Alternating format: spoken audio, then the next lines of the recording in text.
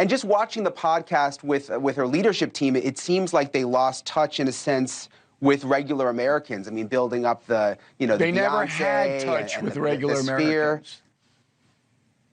Brian, they never had touch with regular Americans. If you live in a progressive bubble, a Los Angeles, Manhattan, Washington, D.C. bubble, you don't know anything about the folks. And the same thing on the right.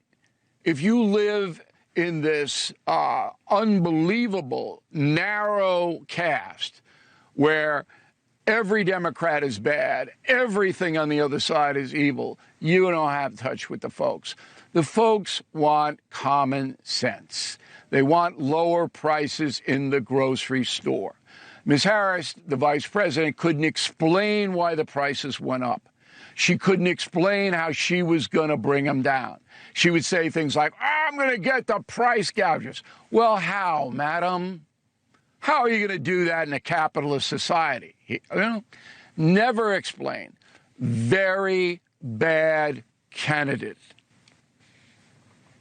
I want to play you another clip, Bill.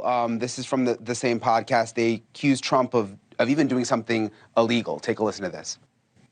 And he had an army of super PACs that were so coordinated. I'm sure there's some legal way they were coordinated, but I'm sure it was legal. Yes, right. Yeah. Or illegal. Yes. Okay, so they say an army of super PACs, but then at the same time, we know they spent $1.5 billion, maybe $2 billion.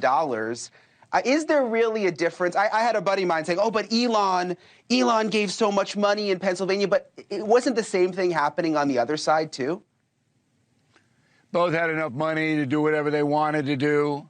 When you give $500,000 to Al Sharpton, and NBC doesn't even know you gave it to him, and then he goes on MSNBC and interviews Kamala Harris with the biggest cupcakes you've ever seen.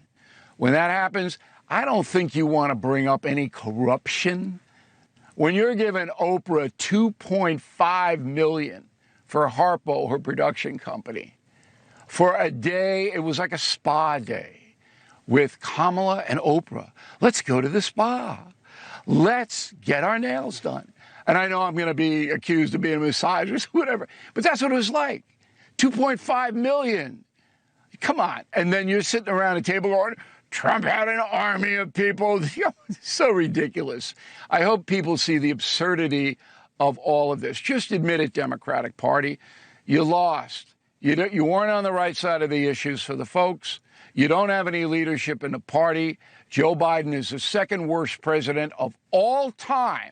If you read my book, Confronting the Presidents, we make that case, and it is rock solid. That's why you lost. I don't even know if JFK could have won under those circumstances.